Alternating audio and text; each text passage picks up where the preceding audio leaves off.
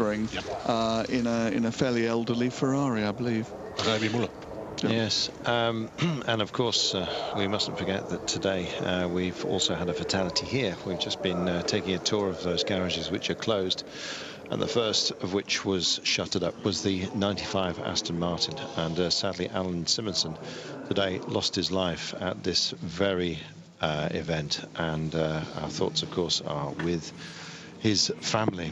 They were in fact asked if they would like the Aston Martin team to suspend their race, and they asked that they continue and race on and try and win it in Alan Simonson's memory. So let's just hope that comes to pass. It would be something. 1986 was the last time we lost a life at La Sarthe during Le Mans. We've had testing fatalities in the meantime, but just one, I think. Sebastian Muras, it was on test day on one of the WR Peugeots. It was subsequent to his injury that was fatal that they banned the one-piece putties pod, I think, where the WR used to just lift it up rather like a canoe project. Seem to remember it happening later on, but maybe it was amended for safety reasons. But 1986 it was that we lost Joe Gartner, the Austrian, went into the trees at Mulsanne, and today we've lost Alan Simonson, and we're chastened by that, and in fact just trying to enjoy the rest of this event, albeit with that shadow hanging over us. Yes, and we obviously hope that you know, the rest of the race goes without incident. Quite right. We have had more incidents, I've got to tell you, some of them extraordinarily dramatic, but thankfully the last one, estimated time for barrier repairs 30 to 40 minutes, we're now being told, so that is way up to 4 o'clock.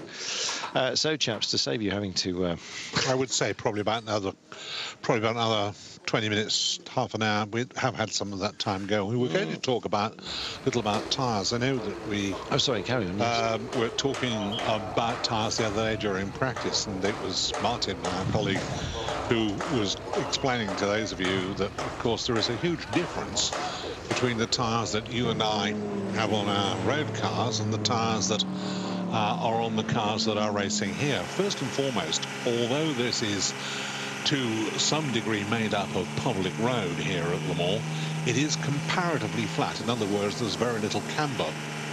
Now, this is for several reasons, but among them, of course, that currently racing tyres are very, very much fatter, very much wider than road car tyres. And no point in having a nice big wide tyre if you can't actually get that part of it down onto the road. And if you have camber, then obviously you can't get it flat on the road where you want it to be. And we have not very much suspension movement, which common now into all forms of racing cars do not have a lot of suspension movement.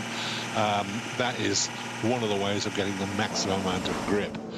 We, of course, see treaded tyres normally on our road cars, but of course we have slicks here which act literally what they sound like, which is a rubber sucker almost on the road. And the only thing is that when they do give, when they do slide, they do so very suddenly, and they can catch you out very suddenly, and it's a rather different ball game. Gentlemen, Philip Pond says what sort of tyres they run at night compared to day. There's no difference. There's a rather nice question which has come in. Have any of you actually done a lap of La Sarthe? I only as a passenger, I might add. Chaps, come on, fess up. When did you do it? Oh, I did it going back now about 20-odd years ago, when Audi were here actually with some road cars, and we had a competition which I have to tell you I did not win. I know who did win it, but I think I did get the booby prize, but that's another story. We won't go into it. To finish it off, the tyres are different. The tyres, for example, were what gave the Toyotas the advantage earlier on yesterday as it is now. You haven't allowed Chris to talk about his lap. Well, we're going to talk about we'll finish He'll get there. Just leave it be for a minute. They can be different because they can be a different mix, and if it's cooler as it has been, they can use a softer tyre, and if it's hot, they use a harder tyre. Now, you tell us about your lap. Before you do that, let's just mention this, shall we? The 91 car, your Birdmeister on board, has just been pushed into the garage, and it looks for proper fettling. It allows more of the team members to actually work on the vehicle. I'm not sure what changes are going to be required, but that looks well, it looks like a full service. Changing brake discs. Yeah, it's a good opportunity under the safety car to push the car back. Then you don't have the restrictions on the number of mechanics that can work on the car, and really give it the once over without losing as much time as you would do under full racing conditions. So that's what they do. Push it back, on they go. Fantastic. What about this lap? Right, I'm now desperate. Oh dear, oh dear, oh dear. Many moons ago. Oh, Carlton. here we go. But Yeah. first there was Adam. Go on. Yeah, absolutely. Back in the 80s, I was taken round by the organisers just before the race started, and that was terrific. About 20 minutes before the race started, by a racing driver in a Jaguar. And that was terrific thing. Great fun. But must tell you, I was involved again back in the 80s. We persuaded the organisers to allow the teams to take journalists round at the break in qualifying. And they got the marshals to stay on post instead of going off for their supper. And some of the teams cooperated, Jaguar, Porsche, all sorts of people, and we put journalists in the cars, and my God, the look on some of their faces when they got out. Yeah, I was often riding in a DTM car, and it's a real shame because I just couldn't fit. There we are. The wings of the head protectors were actually between my shoulder blades, just far too big. I am 6'4", so that was the end of that. Incidentally, I've got to give him credit. It was Michael McCulloch that asked the question. He also wants to know if you can buy a bag of chips here at Le Mans. That is an easy thing to get hold of, to be honest. And yes, they cater for the Brits and the Danes and the Germans and the Dutch and the Belgians very well indeed. All nations, all of those aforementioned nations, love their chips. Never, sorry. And we allow a few French people in as well. Yeah, quite a few, in fact. I just thought while we were talking about trips around circuits, I was once taken around the Nürburgring by Jochen Mass. I will not forget that in a hurry. And you still haven't paid the laundry bill, I understand. We will take a brief break as the 91 car prepares to leave after a full service. Very well fettled it is as well. Reported rain on part of the circuit, and in fact I'm seeing a few spits and spots on the window here underneath the lights of the carousel. Yeah, Herman the German was quite something. So we've had this sort of half an hour, 40 minutes break. I can't think it's going to be too long before we're back into action again, but it's going to be interesting because we were talking about this question of what happened this afternoon, or rather yesterday afternoon when the race started. And it was because the tyre advantage, using these very soft tyres, that the Toyotas were actually quicker at that time than the Audis. Now, I don't think those conditions prevail at the moment, but it would seem that there is something of an advantage for them in sort of conditions which might occur. The other thing being that they have this slight fuel advantage, so it isn't over yet. Yes, we can see that the McNish Audi has stopped 17 times, and the Davidson Toyota only 15, and the Lapierre car only 14 times. So yes, there is an advantage there. And if it's going to be wet overnight, and in the morning, which is quite regular around here, the Toyotas are superior to the Audis. We'll take a break. We'll be back with you live at Le Mans, and hopefully with some action for you fairly shortly in just a few moments.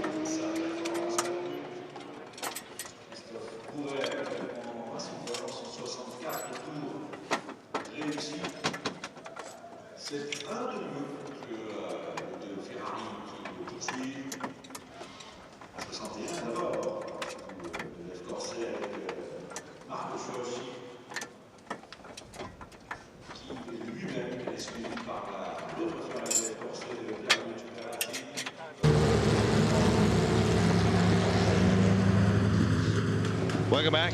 Flagman busy, and yes, maybe he's still got echoing in his mind Earth, Wind and Fire, who performed earlier on this evening. But it's Mary Dance who's leading with that flag as we speak. It looks like arms about to fall off. I was going to say, the barrier looks pretty decent, chaps. I think we may well be close to being back in action here. But I tell you what is back in action. I can see the rain coming down. It's actually falling quite heavily. I'll tell you what, if you could see it go up, it'd be fantastic. Incidentally, we are back as we were. Cars 1 through to 8.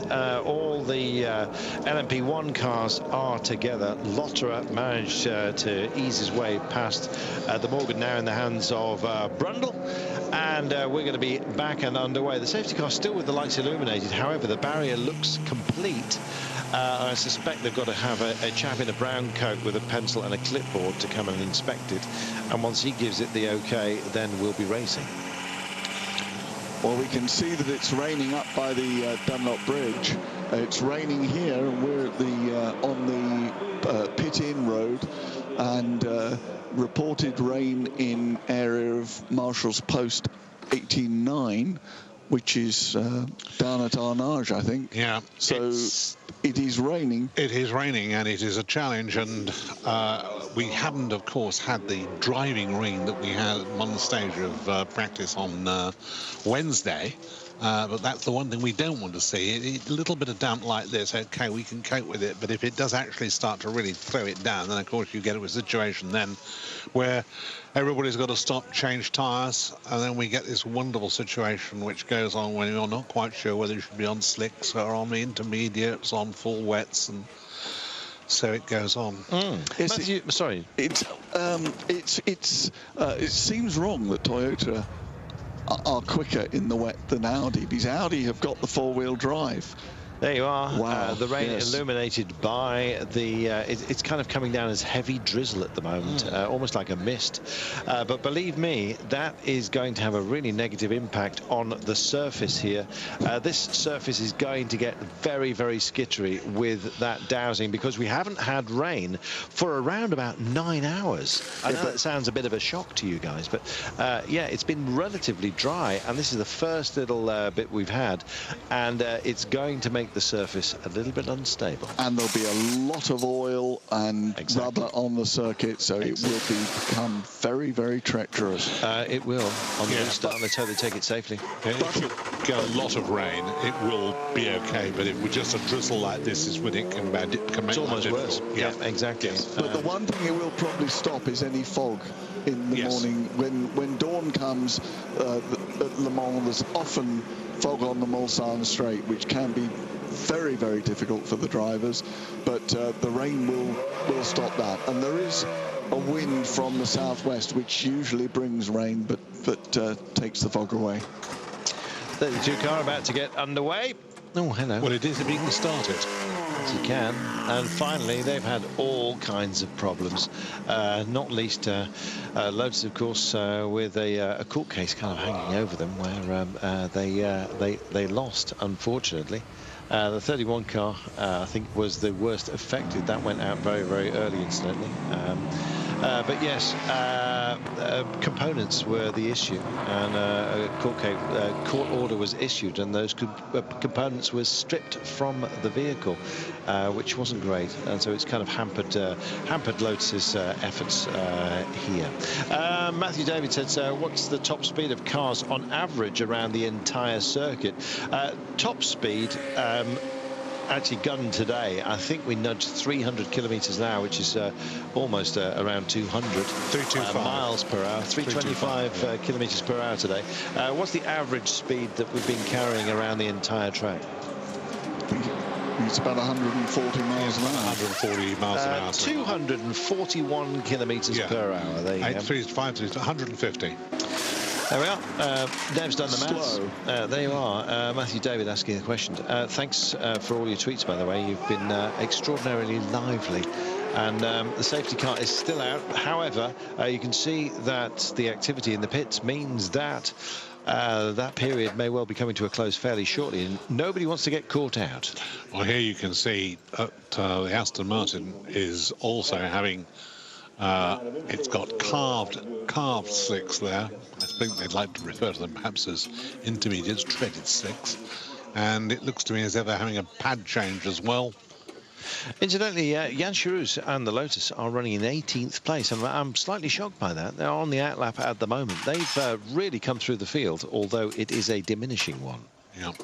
Well, yeah, you say diminishing, Carlton, but we've only lost 6 cars in Still, you're right, 50 remain. Yeah. One suspects that with the surface as it is, as Chris was quite rightly pointing out, a lot of fluids, rubber, all kinds of mess, essentially, being thrown off these vehicles. And yeah, not least just the exhaust output. Well, after we've been going around for 9 hours with no rain, just to have light drizzle, it's worse than full-on rain, as Neville was saying, or no rain at all. So, yes, I'm expecting this to get a bit skittery when we get back and underway. Still with the safety car. 21 car just coming into the pits right now as well. It's starting to get busy as everyone realises that this period is about to end. Danny Watson is on the HPD, a 21 machine that is coming in. And on to his marks right now. Nice looking vehicle, this. Yeah, and being very well driven. It is surprising, actually, that without question, the P1 cars have been beautifully driven throughout this. They've had a fairly close battle. In fact, even now, you know, the P1 cars are there all in a little row, and nobody has lost a huge distance, except obviously car number 1, which was spending an awful lot of time when they were rebuilding part of the electronics of the car. But now he's with fastest lap to his credit. He is up to 8th place, and I reckon he could probably get in the top 5, and I think he will. Yes, just fuel on the number 1 car. No other changes. I think he'll get in the top 5. But that's interesting. They didn't change the tyres, so they don't think it's going to get that slippery. Well, it is as we have said. For those of you who probably might have missed this, if you did, sorry if we said it and you did hear it when we're boring you. Le Mans, because it is a long circuit, when you think about Grand Prix circuits, which are, should we say, 3.5 miles in length, this is an 8-mile, roughly, circuit. So you can really have, at Le Mans, just as you have at Spa and places like that, where it's raining in one place and dry in another. And it doesn't help much. Yeah, and the rain no longer seems to be falling on our windows here, so gentlemen, we've had a request that the safety cars speed up. Now, the last time we had this, that was so they would pace up, lights would go out. They're still flashing as we see them. 3 safety cars, incidentally, so they have caught the field in various parts of the track. That's partially because, as Neville was saying, this is more than 8 miles around, and if you had a short safety car, you wouldn't manage to get everyone in order, or indeed in line for the restart. So 3 gets sent out. Has its own negative. Well, we have a notification that car number 55 is at Marshall's post 35. Now, yes, it doesn't tell us what he's doing there or who with. But it's one of the GT Ferraris. Yeah, that's what I thought. Exactly. Well, probably just stopped for a moment. Just disappeared. Yes, exactly. Having a cup of tea, Carlton. Back and underway. Yes. Chinese restaurant. Yeah, it'd be nice actually. Yeah, there we are.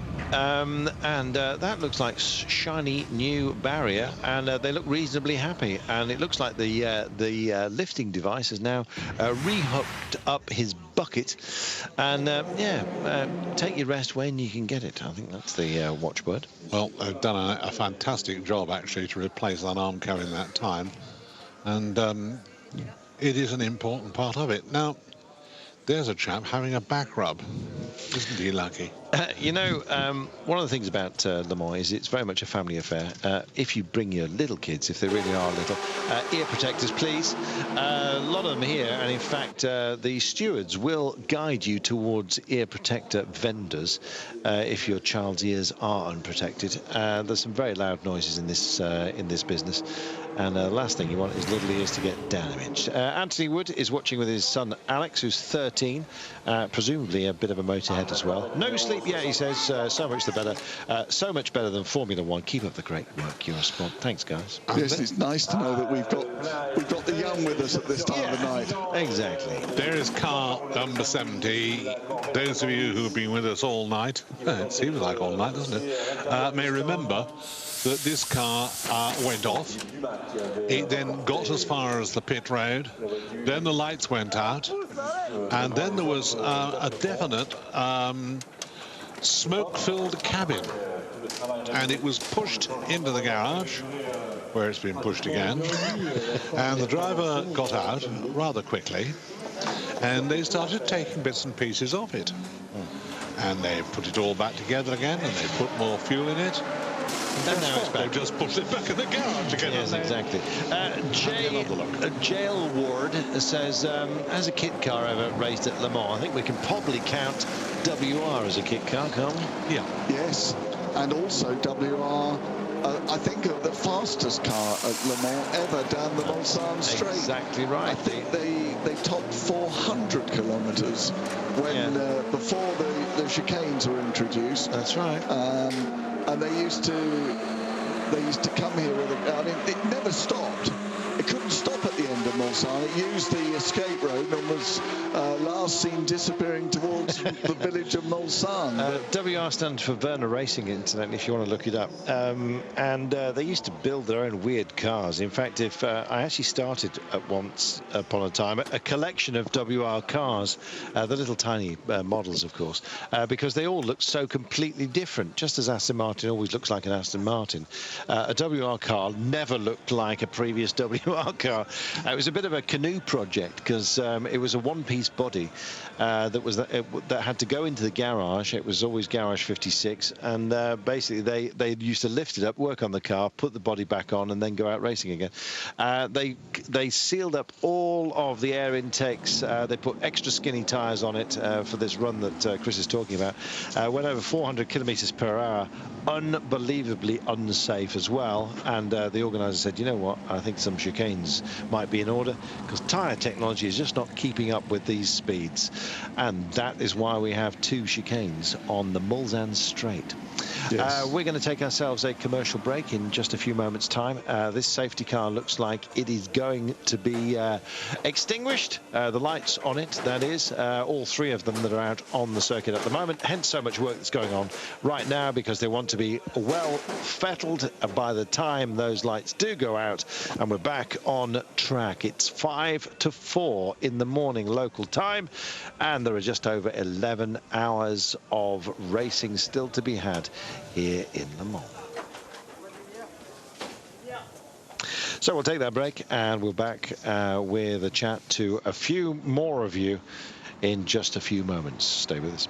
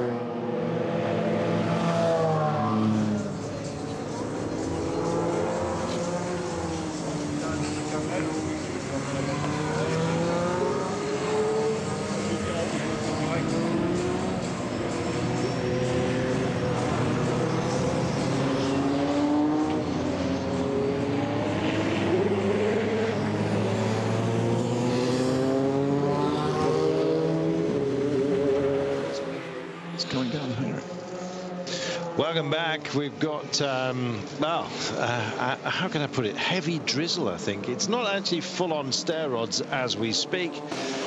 Safety car is coming in this lap, but caution at the restart due to wet conditions is also being called, advised to everybody. In comes the 8 car.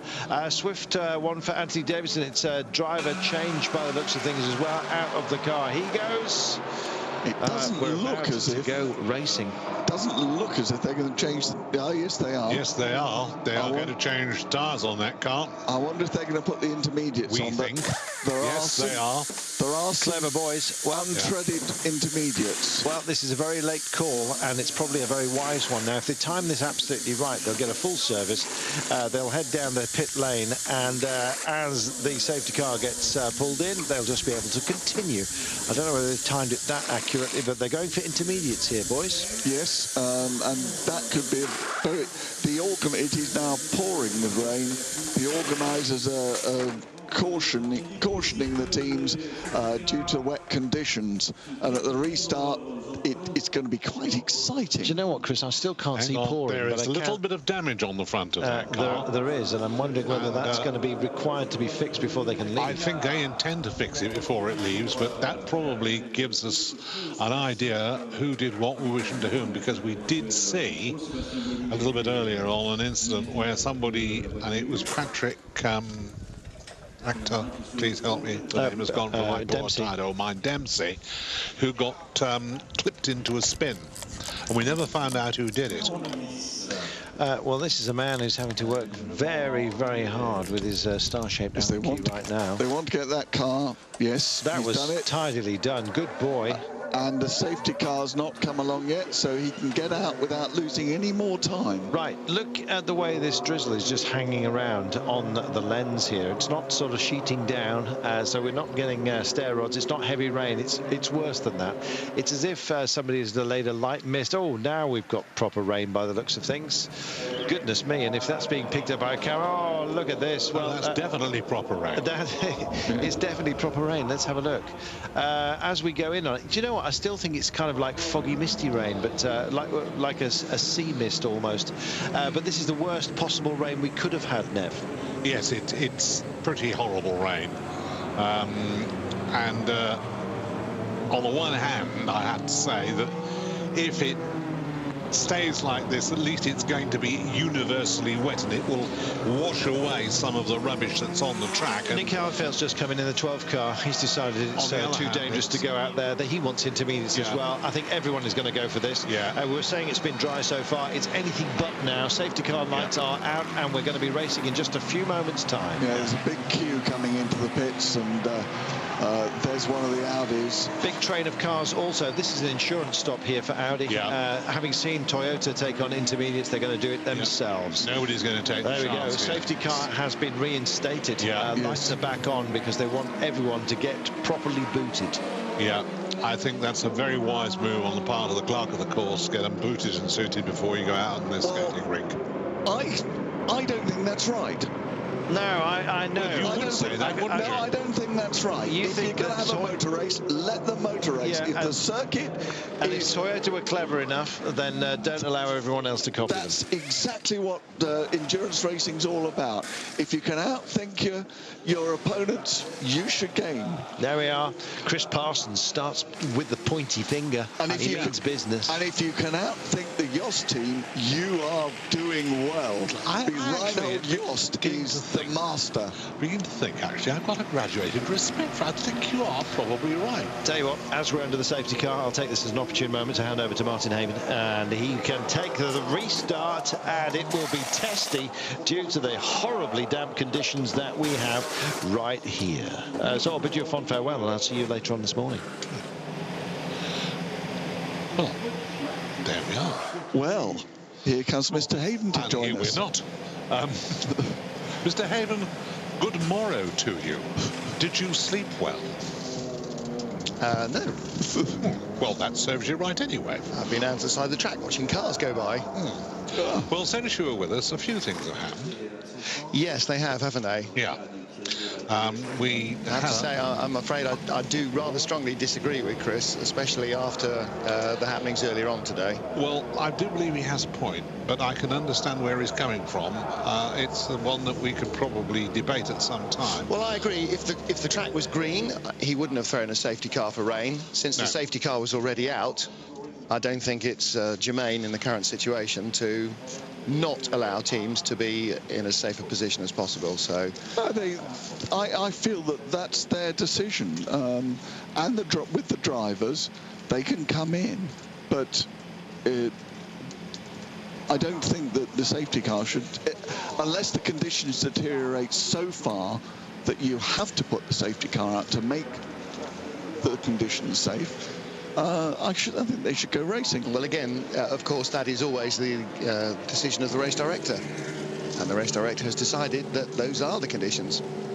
Since the entire field is already motoring around at 100 kilometers an hour on cold tyres, and it's now greasy. So they're not hot slicks, which might give them a chance of grip. They're cold slicks, which wouldn't give them a chance of grip. No, I think we have to disagree there. Well, no, I think we have to bow to the decision of the race director, as does everybody here at Le Mans. So whatever we think, unfortunately, as with the safety car situations normally, it is just what we think and not, unfortunately, what becomes law. Or perhaps in some cases, probably fortunately, not what becomes law. So, yes, it's been a rather disjointed race so far. We're told 8 safety car. Well, 7 was a record, and so now we are on safety car number 8 and rainy period number 3, and still no closer to knowing who's going to end up winning this race, and indeed, who's going to be close. Now, I think this is really the $64,000 question. We concerned initially because we were in a situation where we could see, well, the Toyotas were quicker when it was slippery. Now, we found out that there was a good reason for this. Yeah. They were on very soft rubber, which was working very well for them, and they were, at that time, undoubtedly able to stay with the Audis. The second thing is, of course, they have this slight advantage insofar as they don't have to make quite so many stops.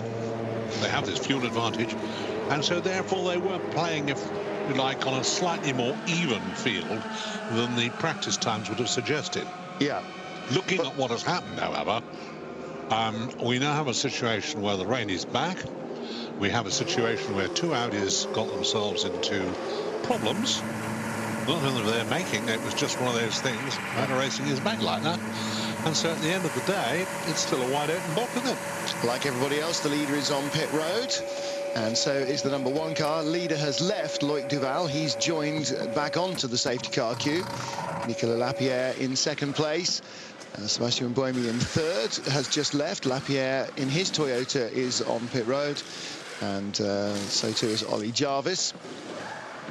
And the number 1 car, which is now, in fact, separated from the rest of the P1 field by Martin Plowman, the LMP2 leader, who is in 8th place, which is where Andre Lotterer was. All the P1 cars were together before the safety car stayed out a little longer.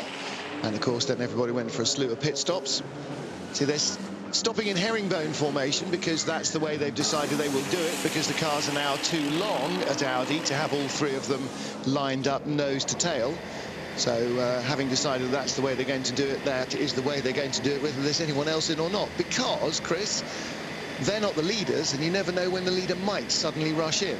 Yes, you have to make sure that he's looked after, and Audi have staggered that for the whole race, haven't they? They brought McNish in early in the first stint, and they've made sure that they always can only ever have 2 cars in at one time. But even then they had a problem because the car didn't come in straight. And there they are, all waiting to go out. Bunch of cars, yeah, exactly. Safety car will come in this lap, which doesn't necessarily mean that the safety car we see first at the Ford chicane will peel off at the Ford chicane, but at some stage and various points of the track, the safety cars will peel off. And just going back to the very beginning of the race, the reason I think that Toyota looked a little more racy than in fact has been the case is because, as you say, Neville, they went on to a soft nighttime rubber, which is what they'll be using, or would be using now if it was dry, and Audi didn't. They stayed on the daytime tyre. Our Michelin representative told us, confirmed us that earlier. What we suspected was there was a tyre differential. And thinking about it, actually, the reason that Audi did not twitch and react to the weather is that from the drop of the tricolor from the beginning of the race, they were going for a 4 stint on their tyres and with their driver, and they were not going to change that for a little bit of drizzle unless they were forced onto wets. And so they stuck with their guns.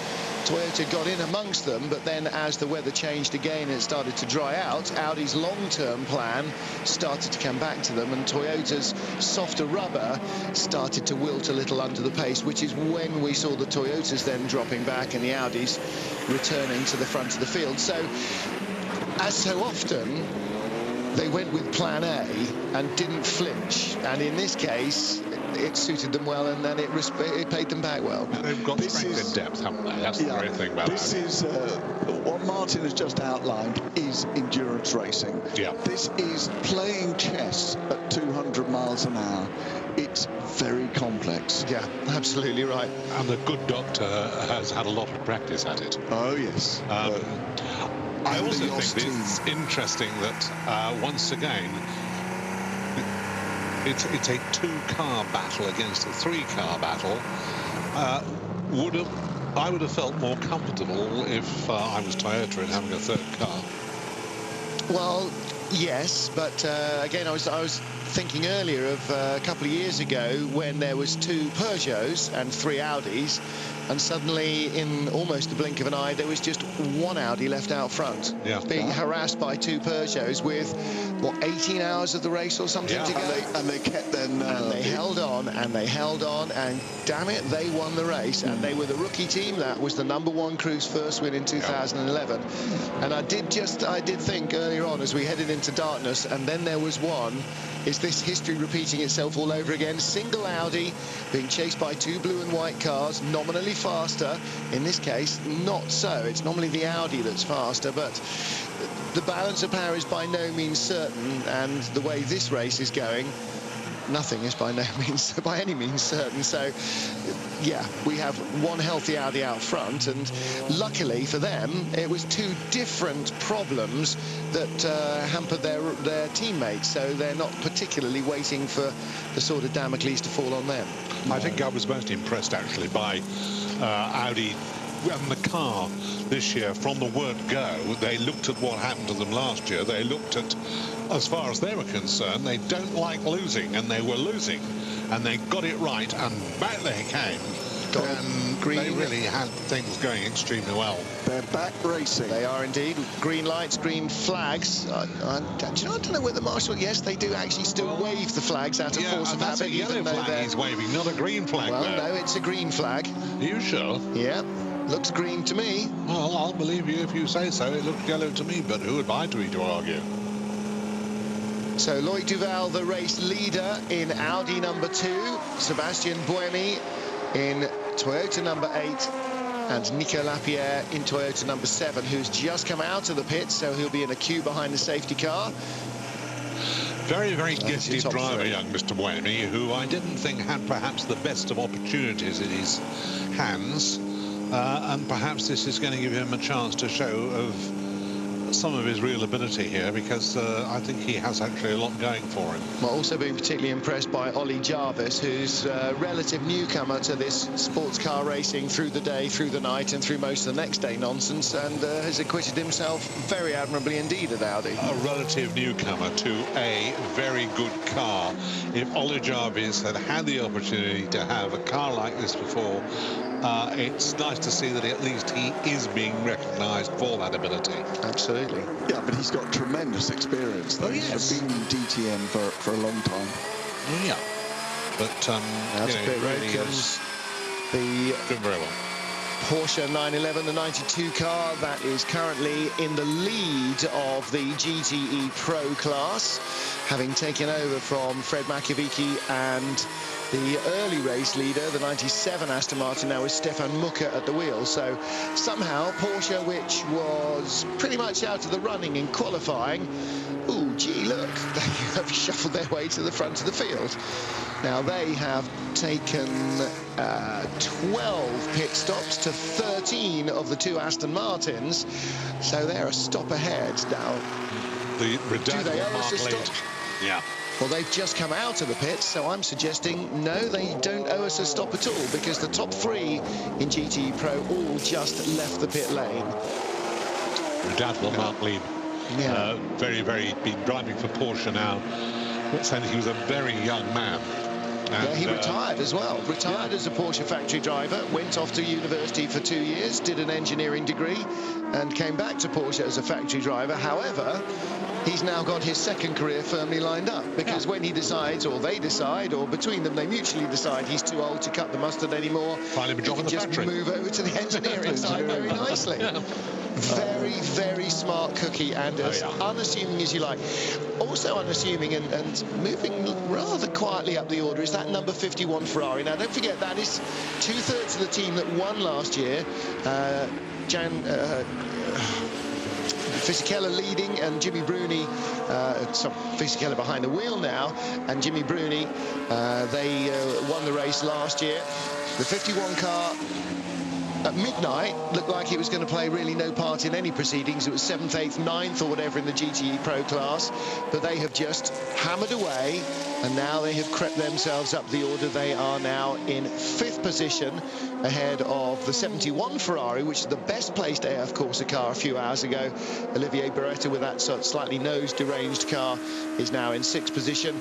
The Chevy Corvettes 7th and 8th in the class, and still really struggling to get on terms with anybody else, I'm afraid, in the GTE present. For them, the new C7 Corvette can't come soon enough. I wish I could just hear the engine note of that Toyota once more. You will, I expect. Yeah, I just had a feeling, I don't know, that things weren't quite as I would have them be. But I'm probably imagining it, and I hope so. Well, I just thought it came out of gear. Things aren't quite as they should be, perhaps, for Christian Reed in the Proton Porsche. See grooved tyres there ready to go on. That's one thing I was going to bring up. They've decided it is wet enough to put grooved tyres on. Now the Toyotas went on to ungrooved intermediates. Slicks, I thought. Slick immediates. Grooved slicks. Oh, yeah. No. Ooh, now they're going full wet. Yes. Yeah, they are going full wets, but the Toyotas, no, they were going on grooved slicks. Well, bearing in mind, Toyota have hired 6 of the very best drivers on the planet of sports cars, whereas this AM car has got 1 silver, well, gold or platinum driver and 2 gentleman drivers. So it's a very different kettle of fish. Christian Reed, Gianluca Roda are the gentlemen. Paolo Roberti is a gold standard driver, so he is a professional. And Christian Reed, you know, he's one of the owners of Proton and has been with them for many years in GT racing, always in Porsches. But clearly he is of a mind that a wet weather tyre, thank you very much, is going to be much more the sort of thing that will help him get the car to the end of the race. Yeah, it's interesting looking at the lap times. We're just getting a sort of a little bit of a look here. 4:11 as opposed to 3, and hello.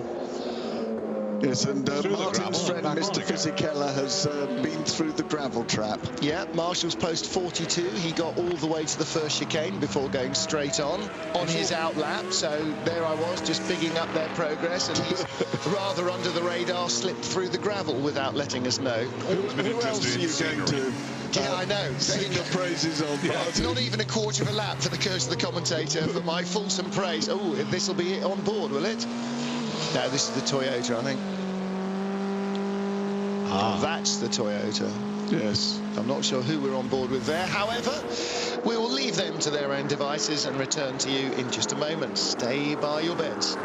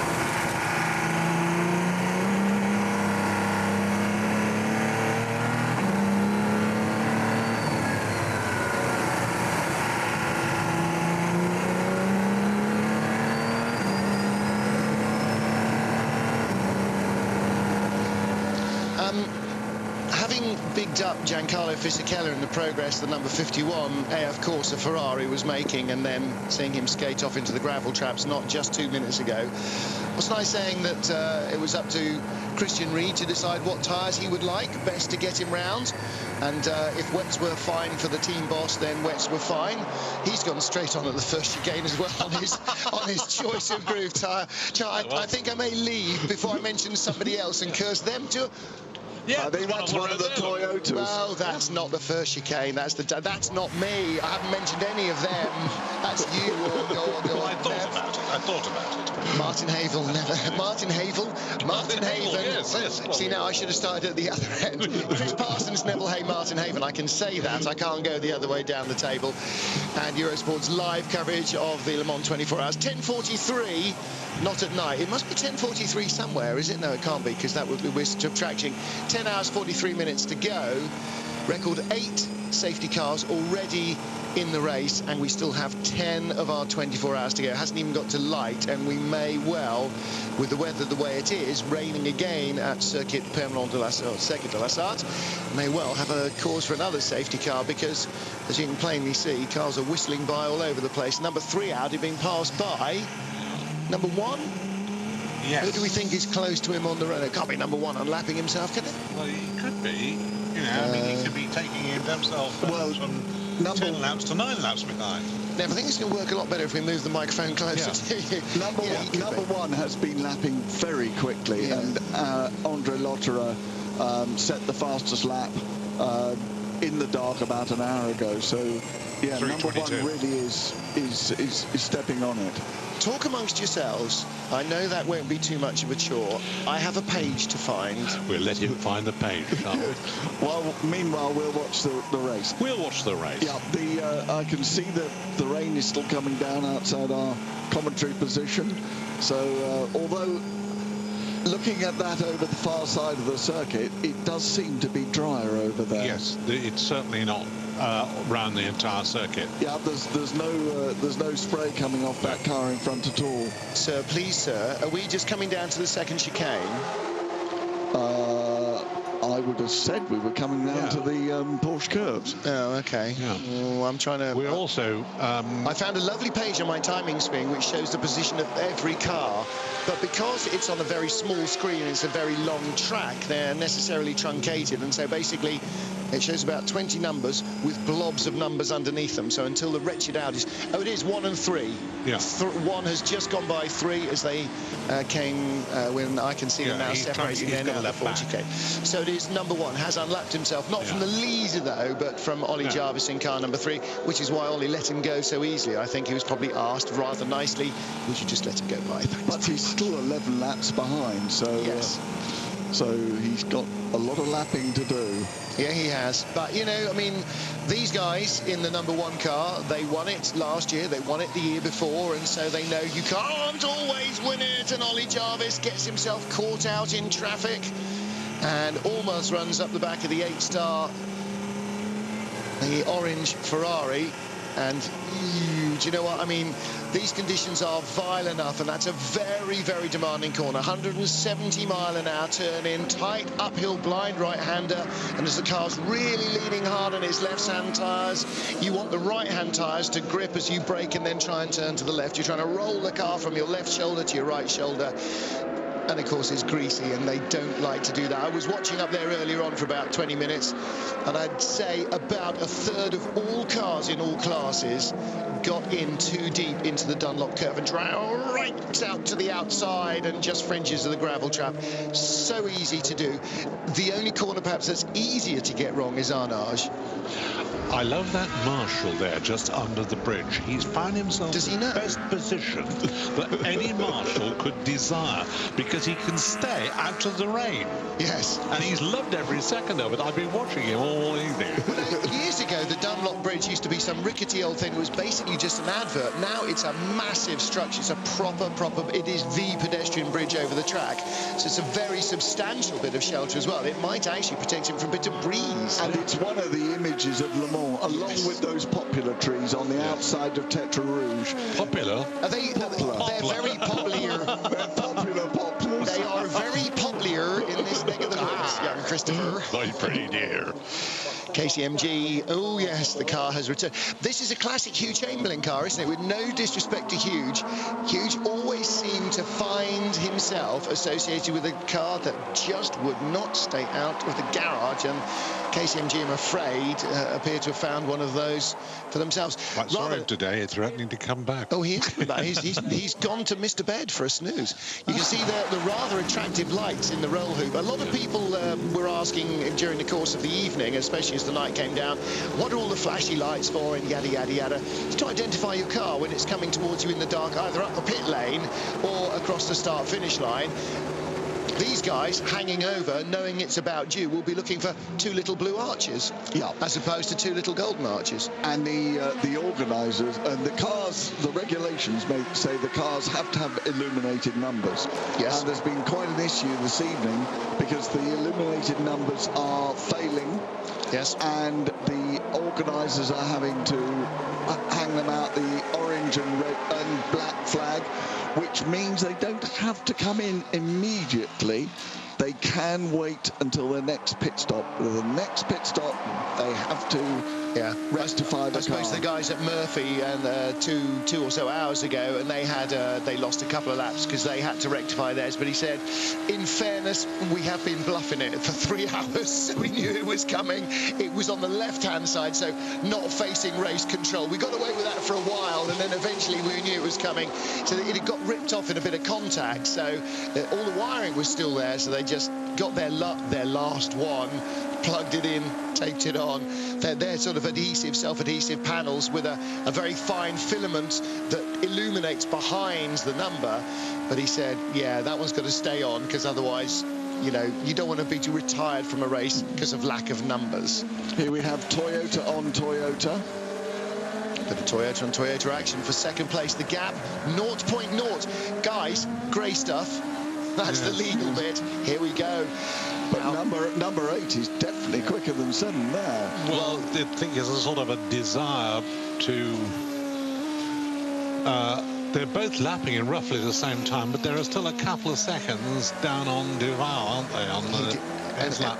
And he did sort of hurl it across the curbs rather substantially. He'd sort of cheated the Ford chicane as if it was basically just a straight, and went zooming over the chicane.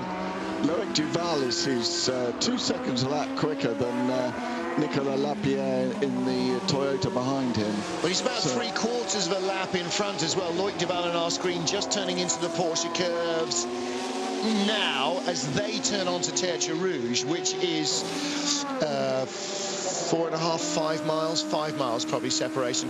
Of course, pick up a puncture on somebody's debris, get tagged into a spin, boing, gone. It's not even a lap. Yeah. Not even a lap. Actually, and here we are. 10 hours and a half, 10.5 hours to go. We've got, what's the lead gap? 2 minutes, 27.8 seconds. Yeah. Not 2/3 of a lap. So there's a lot of racing to happen. A lot of racing, and the pit stop situation is going to help a little bit, but it's going to help a little bit more. If I look at the timings and everything else as well, I still think that the Audi can hold on there, even with the extra advantage of 1 pit stop less, perhaps. Was that just me, or when we were on board there, did you hear Hollywood-style tyre squeal as he was going through the S's? I know, and that's wet weather tyres in the rain, or inters or something or other, so they're obviously starting to give so much grip that they are actually getting squeal now. Yeah. That's ridiculously insane. Well, I think there's an element there also of the harvesting of the energy. It's not a harvesting place in the S's. The next one was at Tertre Rouge, then the 2 chicanes, then Mulsanne corner. You could hear it again then, and right-hander.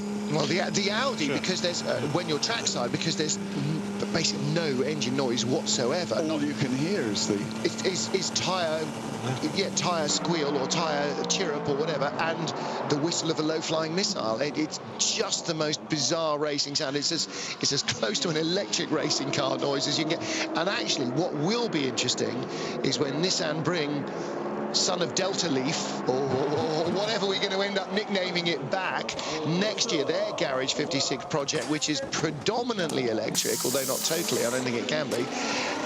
How totally electric is going to sound compared to the Audi diesel. Yeah. And so now, of course, we may not be able to back-to-back it with the current silent, whispering diesel, but wait and see. KCMG going out on grooved tyres, and actually, do you know what? It's not really stopped here. It's still drizzling enough to make it consistently wet, and you can see in the pictures there, the pit lane, the track, nice sheen of water on, the perfect conditions for having the accident nobody wants to have.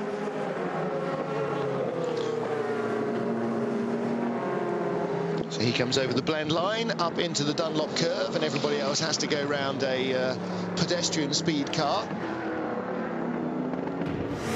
Tucks in behind the rest of the queue. What are we seeing here? We were saying what the poor spectators are doing, which is trying to stay awake and or snooze in the drizzle. All been there. My first race, I slept in a field and I woke up to find it was raining on my face. So I rolled under a nearby car and went back to sleep. Just as well the car didn't move off, Martin. Yes, I'm not sure I was awake enough to check that. However, had it started, I might have moved a little quickly. Was this your first visit to Le Mans? It was, 1983. Have you seen the pictures? I'll show you in a short while. You did show me the picture actually earlier on, because I came by Belgium way only once. I was sent by a company who sent me, and that's what they could afford to do. Third in GTE Pro, as you can see from the 3 lights on the side, the indicator lights down the side of each car, 1 or 2 or 3 illuminated for first, second or third in class, and in this case the green lights, as with the green on our timing screens, tells us it's GTE Pro, orange lights for GTE AM, red lights for LMP1, blue lights for LMP2. Makes it very easy when you're at trackside. You're just watching cars go by, enjoying the kind of different sights and sounds. Oh, there's the LMP2 leader. Oh, wow, he's looking quick. Or in this case, as he'll come up the hill, the lights go off because that stop lost him third place in the GTE Pro class, and that has now been taken by the Porsche Patrick Pilet. At the line, but the Aston got out in front, but it's wagging its tail. Pilet has got tyres that are up to temperature. The Astons have just come out of the tyre warmers. No, he didn't take tyres, did he? So they should be hot enough, but Stefan Mucker out-fumbled there by Patrick Pilet, who was coming up with a head of steam and a degree of determination, I would suggest. I bet his engineer was saying, he'll be coming out right in front of you. Get him. And of course the Porsche with the rear engine has the better traction, which we did see there. Yeah, the Aston trying to get all its horsepower onto the road. However, the Porsche on the straight is now giving away a nice tow, and the Aston will pick up its skirts and pony on right up behind it using all of that gorgeous muscle power. So don't be surprised to see the Aston having a little lunge in the first or second chicane. He doesn't get close enough. I love the gravel trap cam. We don't have gopher cam here, but that's good enough for me. It's a great view across the gravel trap. Again with the Porsche, you saw how close the Aston was. The gap can't be more than half a second between them, and the Aston again sitting in the slipstream, looking for a way to get by. Just taking it easy on the first lap out. Well, I'm looking at the fringes, the dark bits of the track, to see if any of them suddenly illuminate. Look on the right-hand side, how much closer the Aston is. For a long time. Right up behind him this time. And now you get onto the longest part of the Mulsanne straight, the third element after the second chicane, or the faster part rather, down to Mulsanne corner. Patrick Pilet flashing the headlights at who is in front of him. Well, whoever it is, he runs past him, and there are 3 cars, in fact. So they're coming up on a group of 3 cars. 71 is Olivier Beretta's Ferrari, but it's 97. No, it's not. It's the 50.